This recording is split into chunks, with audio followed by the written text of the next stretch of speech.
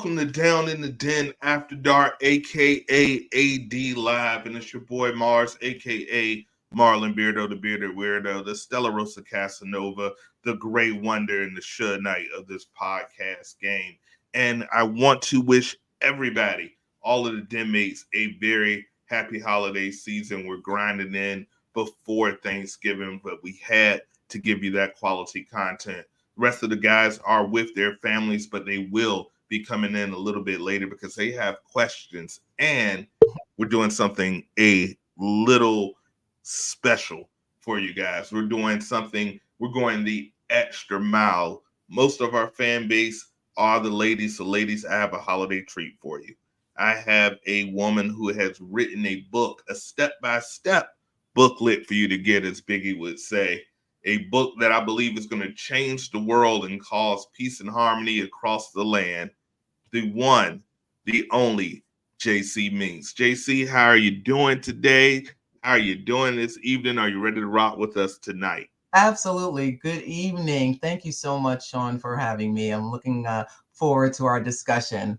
Absolutely. It's an absolute pleasure. And normally we have the visual element, but JC is a bit of an international lady of mystery, and it's all a part of the book, and we respect that. So she's going to give us the voice and the brain behind the words that we want you guys to check out in this book. So first of all, man, happy holidays. How are you doing? Are you ready? Are you prepared? Absolutely. Looking forward to making some candied yams, some peas and rice. Just keeping it simple. I'm somewhat about 90% vegan, but sometimes I'll step out a little bit here and there. Okay. If you're having a slip up, if you're falling off the vegan way, what's your guilty truth? We're all about vices here. So what's your guilty pleasure? Some Well, I don't oxtails. see it. I don't see it as falling off. I think that I just don't believe on being 100% and sort of restricting myself. I think that if I eat a certain way for the majority of my life, and once in a while I step out, that I'm just going to step out. So I'm not going to deny myself. If my body says I need a piece of bacon once a year, I will have that piece of bacon. I'm with you. As the Rock would say, don't cheat yourself, treat yourself. So every now and then a little bit of a treat is a good thing. So speaking of treats, thank you so much for sending me the book. I am plowing away at that thing. I am amazed by what you put there. What came up with this idea? And of course, the name alone, I'm going to put that up. But what made you come up with this idea? Obviously, they say necessity breeds invention.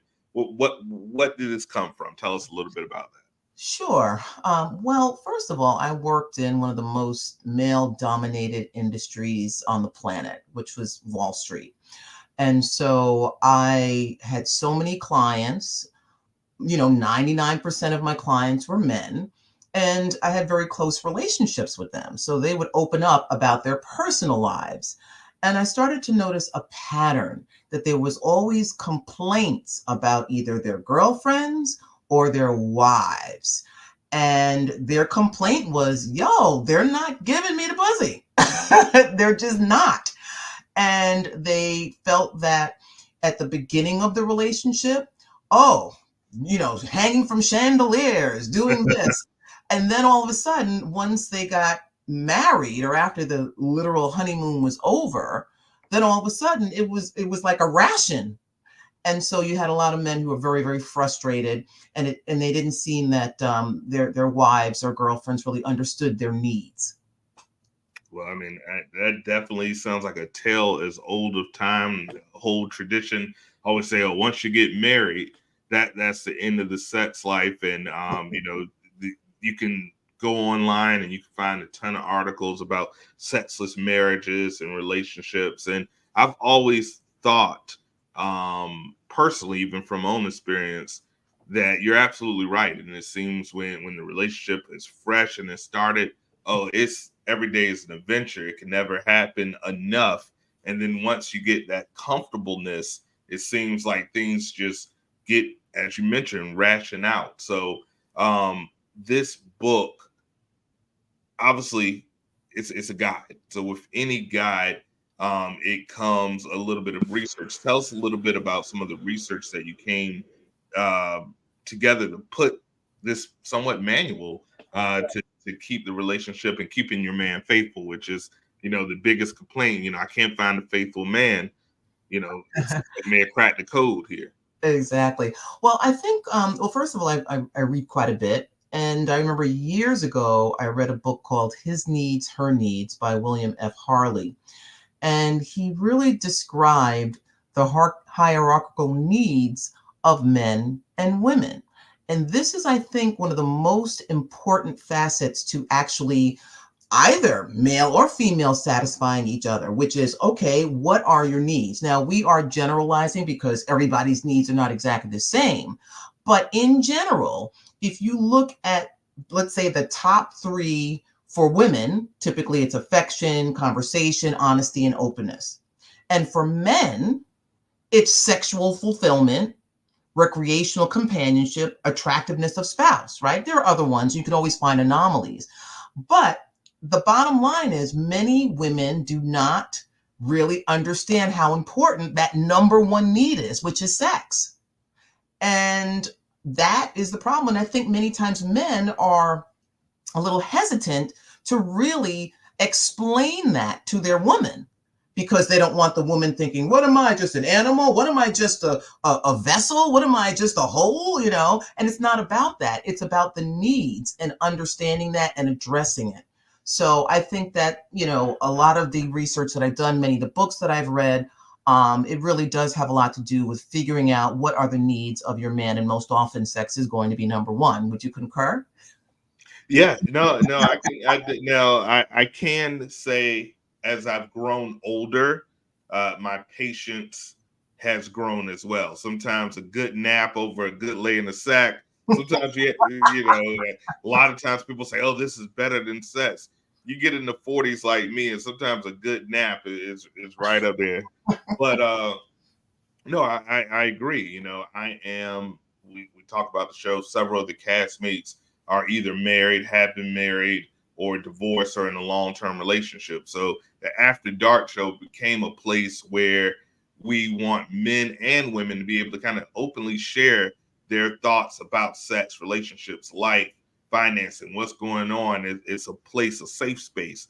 So, you know, I will concur 100%. It is very, very important for us in a relationship. And I've had debates with some of my closest friends when we talk about this, because it seems like we've all have gone through it where it becomes awkward for us to continue to ask. I can say from a man's point of view, we are ego-driven beings. So we like to feel attracted. We like what we had at the very start of the relationship where things couldn't be enough. She was asking you. It gets, I feel, a little old and arduous when it's us always initiating. So what are some tips in your book that you would give the women when it comes, because I've, you know, talked to a lot of women and sometimes they want the guy to initiate, the guy wants to, and ends up playing, you end up in a standstill of both persons waiting for someone to initiate. So what are some tips that you would recommend for the women out there to make sure that their love life is spicy and, of course, we're keeping the man faithful?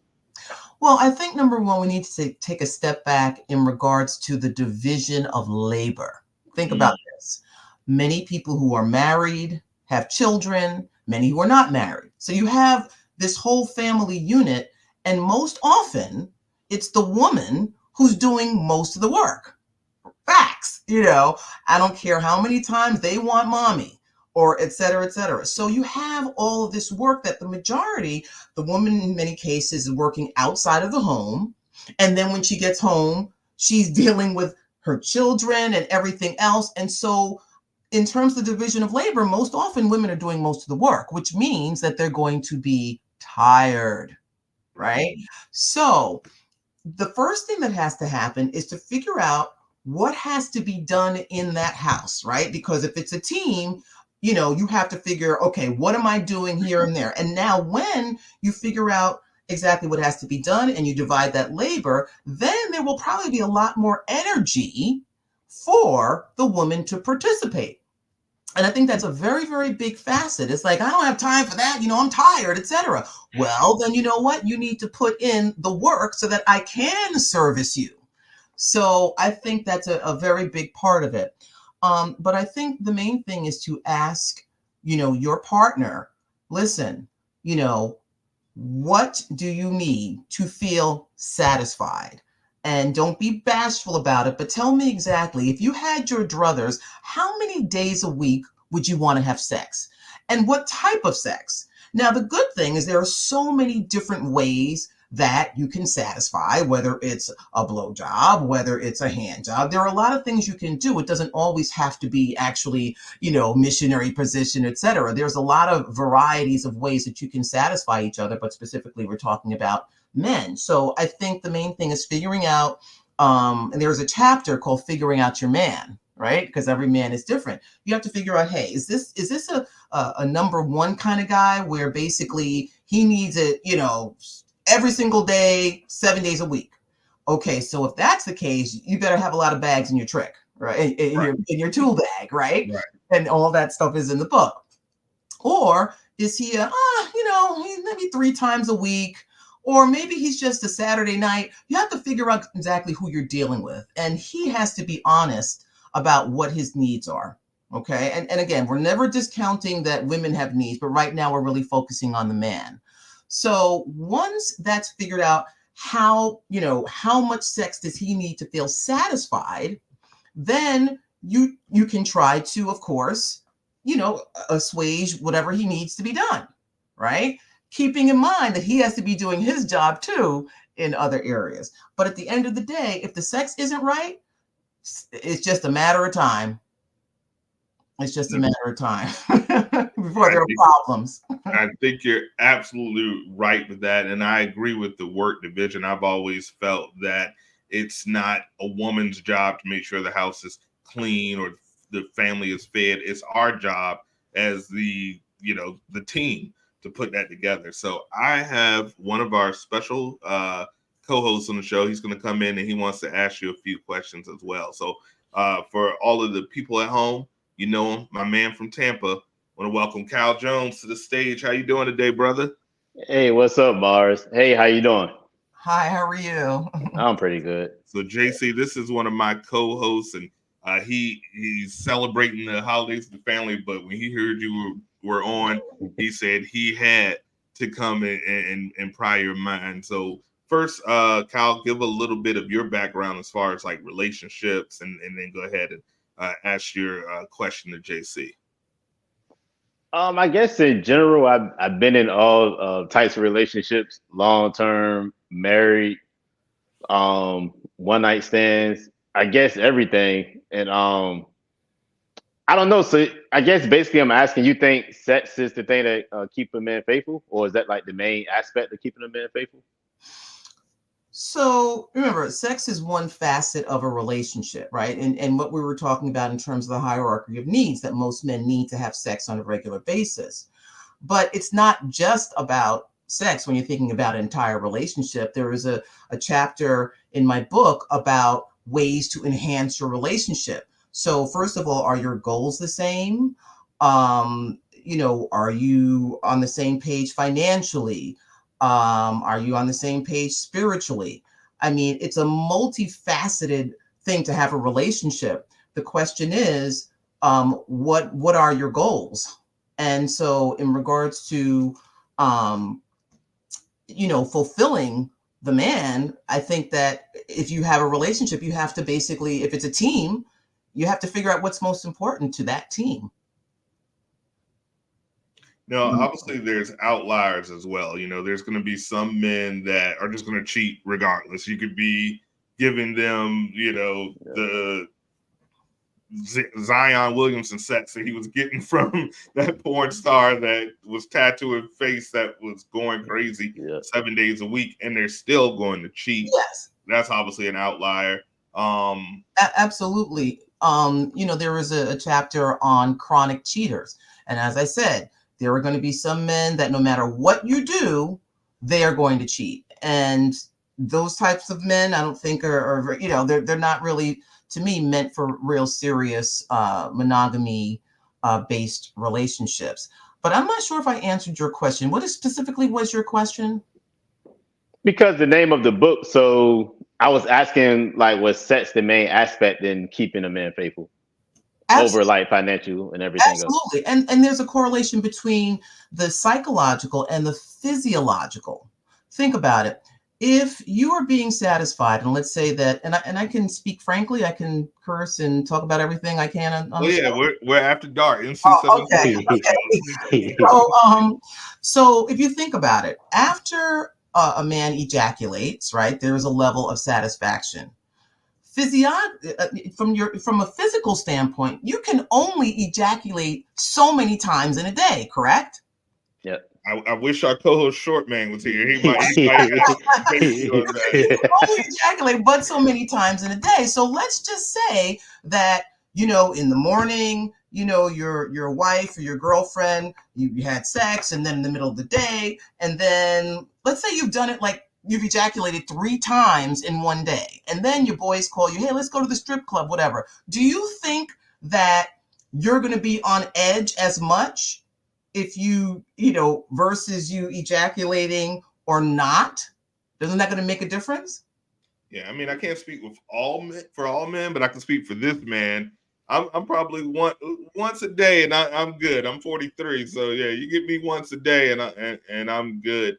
But also, there's moral aspect, because I've heard maybe 2 episodes ago there was a person that was discussing, with your girl, you may only be able to once or twice or 3 times a day, but if there's other girls, something new, something fresh, then that may change the story. So I don't know. What how about you, Kyle? What do you think?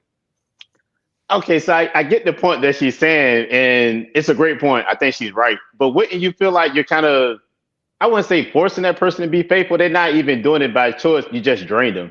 So they're being faithful from being drained, and not because they want to be faithful.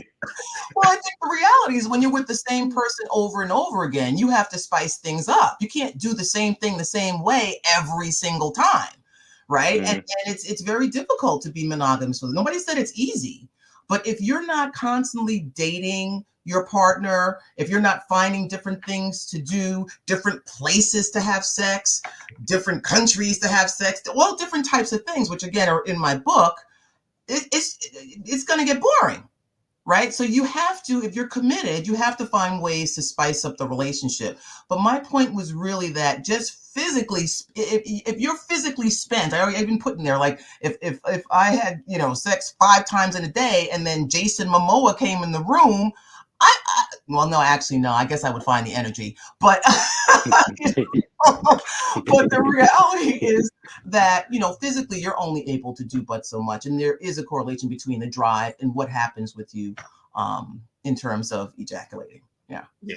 And I could agree with elements. You're absolutely right. You may be drained for, Mary Sue that works in the office, but, if something extraordinary proposes your way, you grab your water and your Gatorade and you make it do what it do. But I definitely agree with that element. Now, obviously, this is a guide for relationships. It's kind of aimed at women, but it's definitely also aimed at the fellas as well.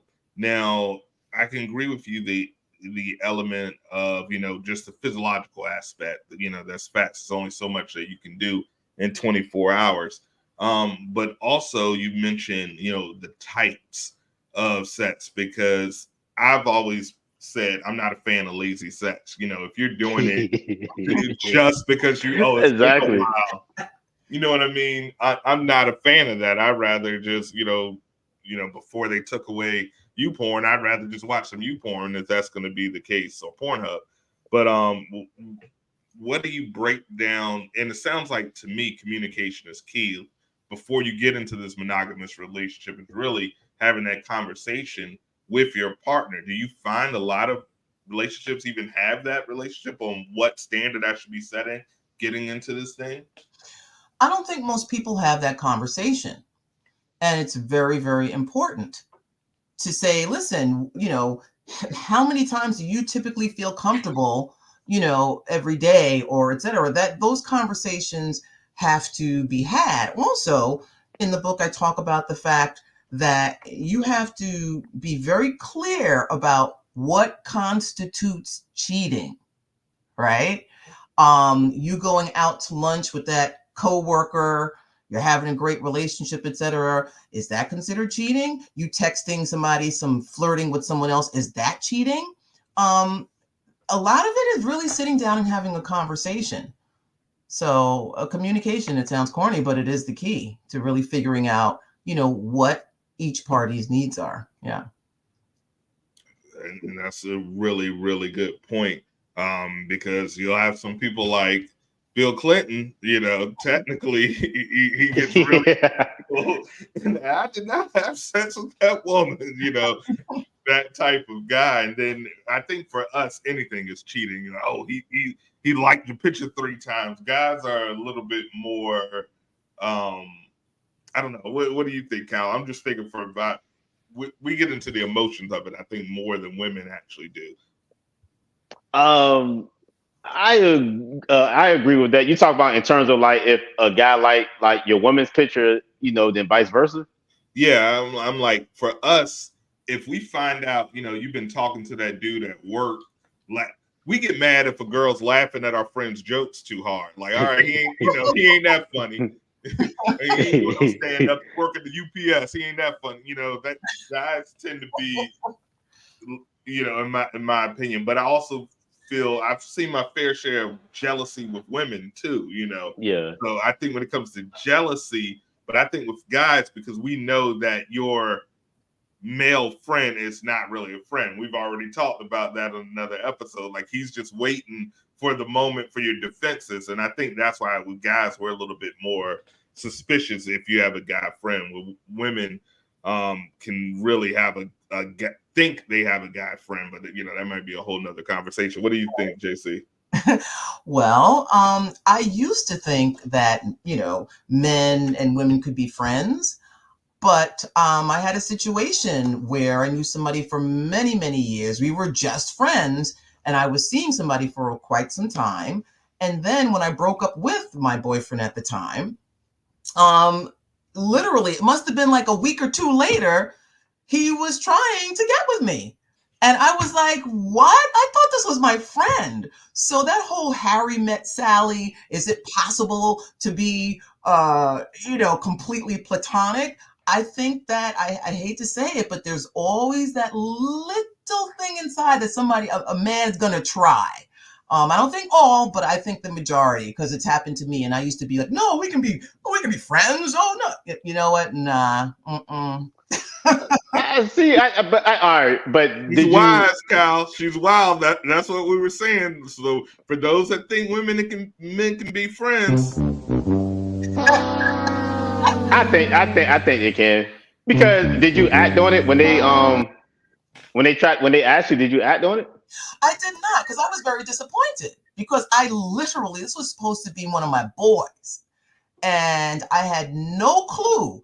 And the way it happened, literally, I walked into, he said he was going to cook some dinner. I was like, great. So I walk into the apartment, and there's like candles going. And just imagine, like, this person's supposed to be your friend. So you walk in, there's candles, all this romance happening. And I'm like, oh my goodness, I had no idea. So I felt like but it happened to me multiple times with many men that I've been friends with. And again, I'm not saying all men. I think there are some that can be completely platonic, but I think the majority, that there's always some sexual tension happening. JC, that's unfair, JC. I get what you're saying. I think that you're right. We're naturally sexual creatures. I mean, if we're saying that, it's like saying, well, if your friend or somebody is with somebody attractive, it doesn't mean that you want to be with them, but we're still like sexual beings. It's not, you can't just say, well, I'm not attracted to them because my friends with them or my family members with them, or what I'm saying, whatever. I feel like y'all still could have been friends. If you said no and the no is what they got, you could be friends after that. Yeah, and it just never pop up and happen again. Yeah, but the point is that I felt like I was bamboozled, hoodwinked, because all this time I thought it was completely platonic, but come to find out that he was really waiting in the wings.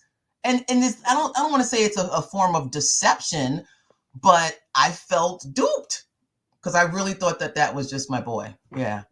But he could have started off as friends, and then as time went, started to grow a attraction to you. And I guess in that sense, you're right, but could have still been friends after that. I don't know, Cal. We've been friends for 30 years, and you're not attractive to me at all. So no. But we're still very close. We're still friends. We're absolutely still friends. So you can't be friends then? Yes, but that's after this happened, and then now he's married, and so forth and so on. So the friendship definitely changed. So Yeah, I think that's kind of like if you propose to someone and they say no, it's kind of hard to put that toothpaste back into the tube, yes. once that. So, I just don't think men and women have, put it like this. I believe men and women can be friends if there's no attraction.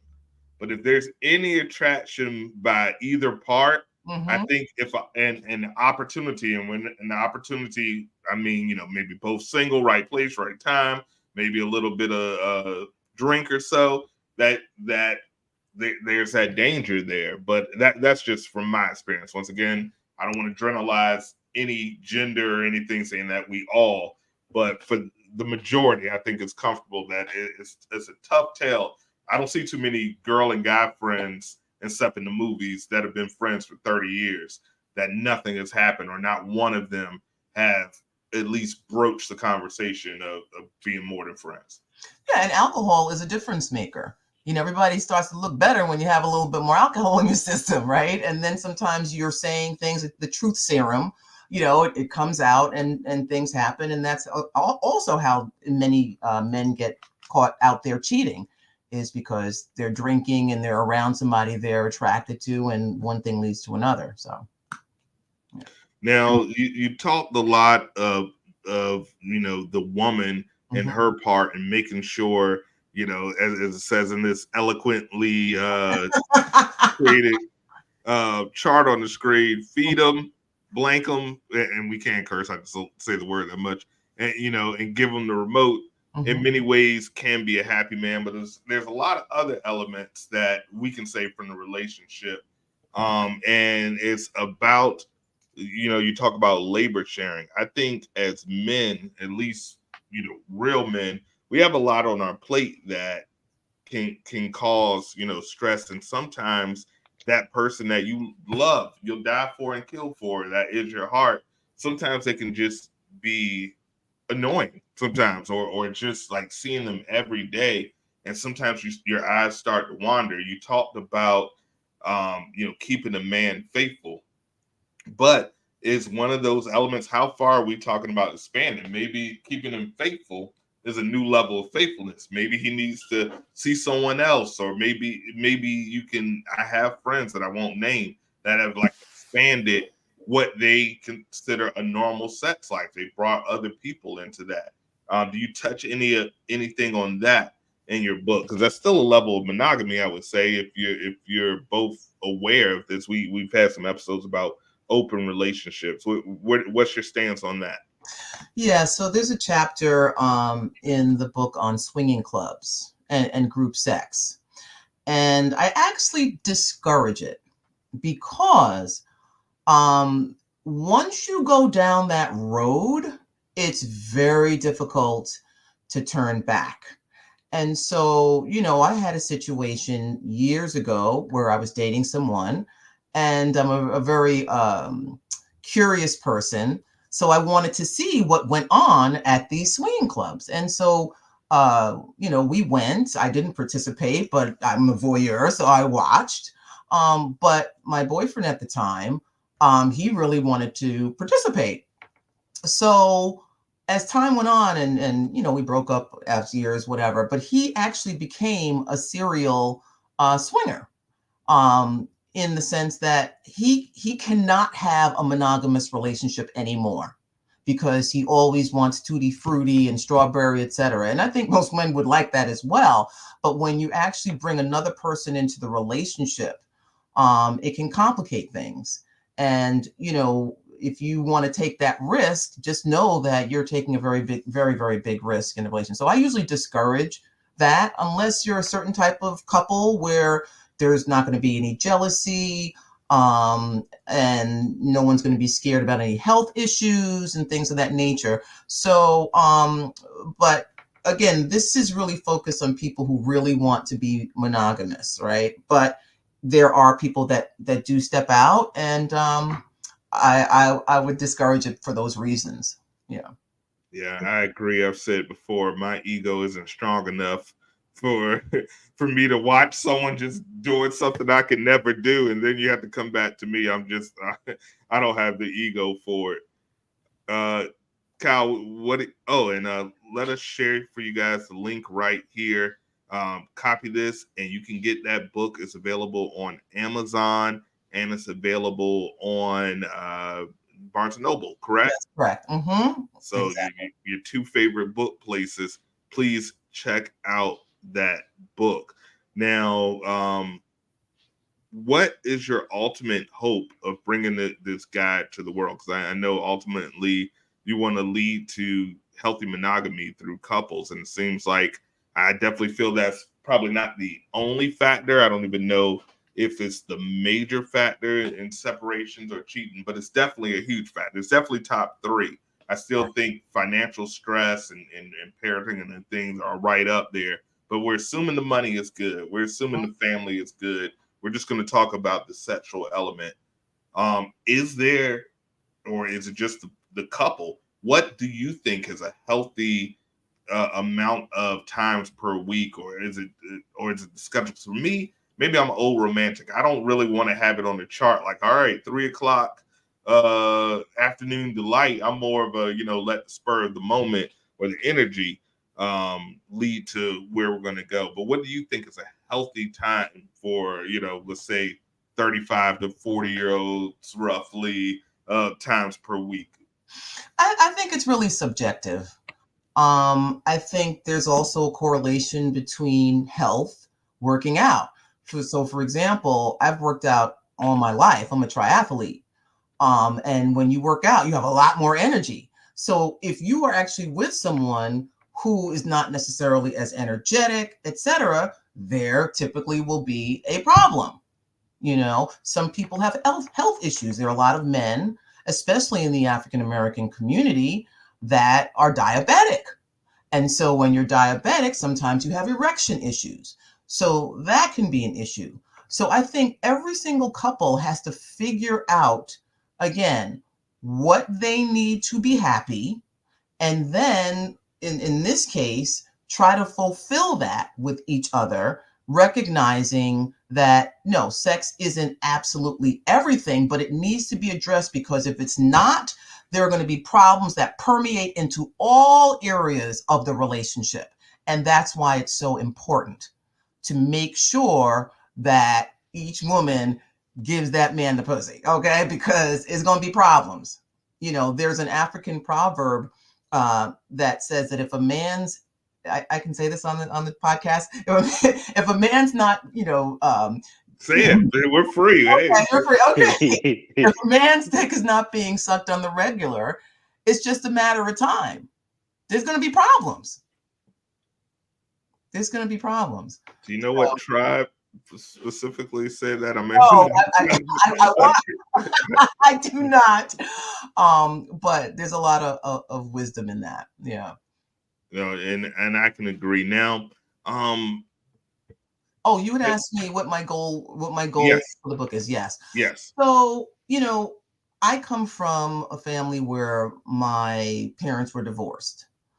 I think about so much divorce and so many single mothers, and it's just like the family unit has just been obliterated. And I'm not saying that in all those instances it's because of the sex, right? It like you said, financial, the job, racism, sexism. There's a whole facet of reasons that relationships don't work. But what this book will give you all the information you need to at least make sure that this component is solid in your relationship, and that you can have a guide that says, okay, well, how do I enhance this relationship? What are the steps? Treat your relationship like a business. Have your quarterly reviews. Ask the questions. Variety. Let's have some phone sex. Let's make a porn video. There's so many things that can spice up a relationship. And I think at least if we can keep these families together, partners, monogamous, etc., that's going to be better for us, especially in the African American community. That is a I mean, I wish I had the little drop that says message, because that is definitely at least take that element off the table, amongst other things. And I feel like if that element is fulfilled on both ends, I think that'll give men and women the opportunity to make sure they get those other elements. It's one less stressor off the table, 99 problems, but that shouldn't be one. And I think your book can definitely help some couples with these struggles. Kyle, you had something, go right ahead. Oh, I forgot what my question was. I think it was a good question too. It was. I was. Oh, you. Sometimes, many times a day. Come back to me. I'm gonna remember. It's no problem. It's no problem. So, JC, the rollout of the book is available now on Amazon, and guys, you'll find it in my Amazon store. You can get that book. We want you to purchase it, put it in the stocking stuffer. We got some holidays coming up. I think it'll be a dope stocking stuffer. Here's the code. Go ahead, Kyle. I remember now. JC, it's not that I disagree with you. I just want to ask questions that maybe people will have that watch this that I want you to answer. What if do you think it can be too much? Like you just throw so much at one time that it just becomes boring anyway, because it's just the same sex, and maybe no matter, like you said, if people are going to cheat, they're going to cheat, but no matter what the variety is or anything, people just like different stuff. So they may want to do the car sex, but with a different person or in a different country, but just with a different person. And I guess I'm going back to Mars. If we're talking about just being honest in a relationship, and me being faithful, per se, if I'm telling you like, well, that's what I want, or I want the variety or whatever, introducing somebody else or introducing another person or a swingers club, if that's what helped you, couldn't that help a person stay faithful? Well, remember, the premise is that monogamy is not normal. It is not normal, right? We're supposed to be the thinking people, right? We're supposed to be the thinking humans. And I have this in the book as well, but they have done so many studies where they thought that certain animals were monogamous, and then they found out that they weren't. So from the beginning, it's difficult to be with just one person. So if we acknowledge that and say, okay, look, this is going to be rough, but we really want to make this work. So what are some of the things that we can do to spice it up? And that's why in the book, I have little things that you can do, from making porn to all sorts of things, ideas. So I think it's just difficult, period. And I think each couple has to say, listen, you know what, I'm getting kind of bored now. We got to do something. This is not cool. We together have to figure it out if we really want to be. And then maybe you want to have that discussion. Can we maybe get together with another couple and see what happens? Again, it's my opinion that I don't think it's a good idea, but for some people it will work, and some husbands and wives don't mind seeing their spouse or partner with another person as long as they're there. So you have that group of people as well. So I think it's a very subjective decision that has to be made. But I would concur with you that, monogamy is not easy. If swans can't do it, if beavers can't do it, how the heck are we supposed to do it? Go ahead, Bob. The swans anyway. I never trusted the swans. They have a sneaky face. Go ahead, Kyle. No, because she make a good point, but I guess that's where although it's always hard for me. So something that's not easy, we're supposed to force ourselves to do. Well, if you want to keep the relationship, because if you don't, you'll just be hopping, no matter who you're with, right? You can change, this person for a couple of years. You're still going to have to deal with the same old kind of stuff. It's a matter of what you can deal with and what you can't deal with. And if you really want to keep that unit together and you've made that commitment, then you got to do what you got to do. And that's why you'll see some people who have been married for 50 years, et cetera, and they've gone through their ups and downs, and, certain parties may have cheated along the way. And people are human and they make mistakes. And it's just a matter of communication as to what those needs are, realizing that, hey, I'm bored, we got to do something, and then trying to come up with something that can spice up the relationship. Because go ahead, Mars. Well, and that brings me to like maybe the answer is rethinking what is the definition of monogamy. Maybe we're laughing at Will and Jada, but maybe they have it right. Maybe they're the ones that are saying, "Look, okay, this marriage is more than just us being monogamous. This marriage is about our bloodline. This marriage is about our family. This is a union of families more than just people." So if you're looking at it more like, okay, this is a merger of two companies coming together, yeah, we may, want to do some other things on the outside, but maybe that's the new definition of monogamy of, hey, you're right. It is unnatural to us. We can do it because we're a higher thinking being, and it's always with everything a choice of saying actively, okay, I'm going to do it, but it still doesn't mean it's natural for us. So maybe the answer is pulling a Will and Jada. Hey, what did they say? We are horribly blissfully married or horribly beautifully married or something. If you're going to be with someone, look at it more as a partnership. Right. Yeah. It's between, again, every single person is different, but I'm just not sure how many couples would be open to saying, hey, we're together, but once in a blue moon, let's just, let's dabble a little bit. I'm not too sure how many people are really comfortable with that, but they're out there.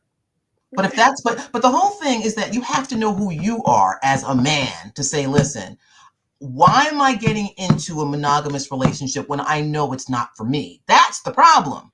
See, but JC, don't do this to me. No, What? because I don't think it's for anybody. Like I feel like Mara said. So if the situation just pops up, period, just like you said with two friends together, if the situation pops up, period, with a guy with another girl that's just going to give him the opportunity, it don't matter how happy you are or how many times you give him sex. If it's like you said, alcohol, right opportunity, nobody's gonna catch you. They're gonna do it anyway. So what about the person, the guy or girl that really loves the guy, or he really loves, his girl or whatever, and he did that? I think so many more people will actually be together if they look past somebody cheating on them, and that wasn't the biggest thing in the relationship that happened. And like Mars said, they focus on the financial, the kids are good, the job is good, all the bills are paid, like everything checked off, but you're so stuck on you were with somebody else. Like relationships are given, but it's also like the most selfish thing for a person because you're just saying, hey, what makes me happy? Don't talk to that other person like that. Don't do this. Don't touch them. I think that's why people break up all the time. Well, now you're talking about a philosophical question on, should people actually get married at all? Or make I don't that think so. solid. There you go. So, again, that's clearly your ideology, but we still do live in a world, especially in America, where monogamous relationships are supposed to be the goal, and it's not for everyone. Right. And I think that each mature individual has to make that decision to say, you know what, and be honest with the person and say, listen, I know you want a commitment, but I'm not able to do that because that's not how I roll. And once you do that, most often the woman's going to be like, okay, or she'll be like, no. But at least you're being honest about who you are. And that's really what it's about, isn't it? 100%. I don't think women want honesty, but go ahead, Mars. We don't want it when it hurts. None of us do. But I think that is the key. The problem is people aren't honest, and I don't know if they ever will be if they haven't been in this time, because we like the idea of being married. We like the idea of that perfect traditional family. But when it comes to putting in the work, what's the saying that everybody want to go to heaven, but nobody wants to die? And putting in that like daily grind because it is a daily grind when someone wakes up and they may have put on a few or they whatever it may be, you just look at them like, I'm really sick of you right now, and it's been 8 years and I haven't seen another person.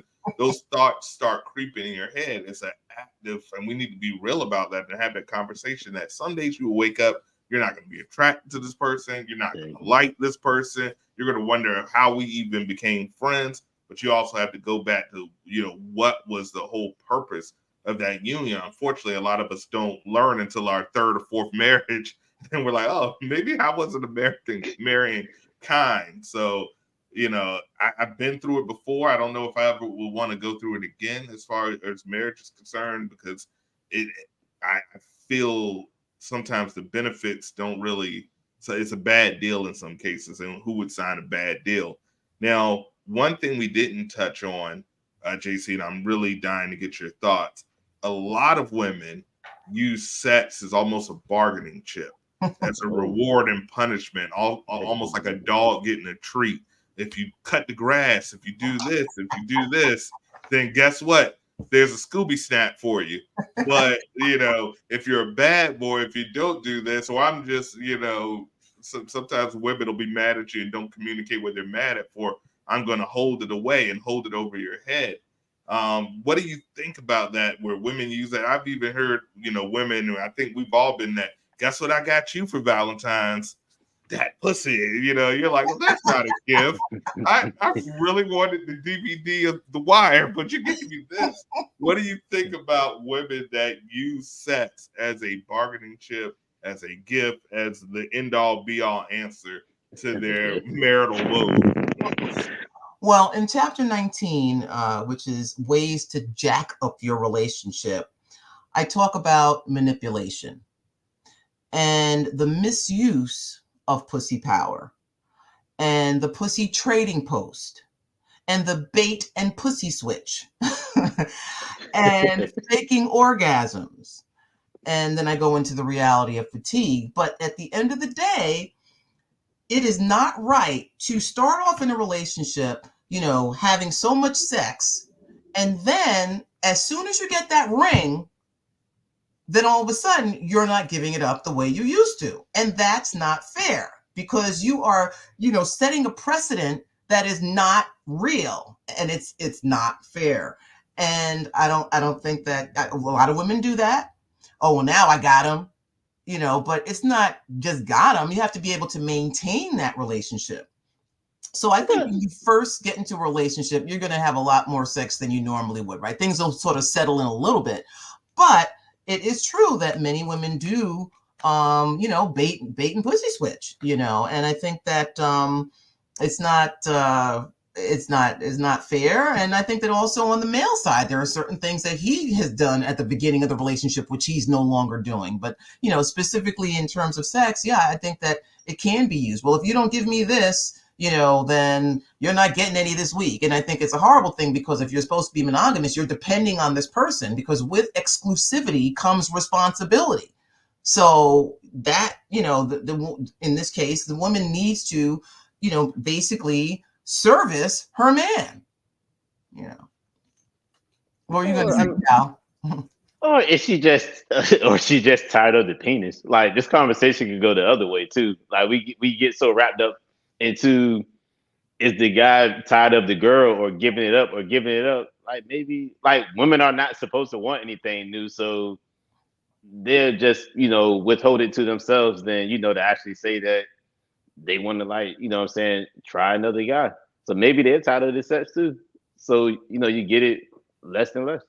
Same three positions, regardless, will get old after a while. Especially, fellas, if you're not doing what you're supposed to do, if you're hitting her with that, whoo, I appreciate you. She might get to wondering now, like, why am I doing this? And the thing that I picked up from this conversation, and thank you again so much for joining us on this episode, is communication is key. Really, really having those tough conversations, those difficult conversations, and letting your partner know, if you're going to make it work, hey, this is a non-negotiable. This is what I need to do. This is what I need from you. And I think if people had those conversations, one, there'd be a lot less marriages, because they realize, okay, my standards. But the ones that did marry, I think they would be significantly happier. So I think your book is going to be a great help to a lot of people out there. Well, thank you. So we're about to wrap this one up. I can talk to you all day, but JC, please let the people know where they can find you on social media, and of course, where they can get that book. And is there an audio book? Is there going to be an audio? You have a great voice. There probably will be. There will be. But no, you can find me on the gram at JCMinx _, Facebook at JC space Minx, and TikTok, JCMinx, and then on X, it's JCMinx _.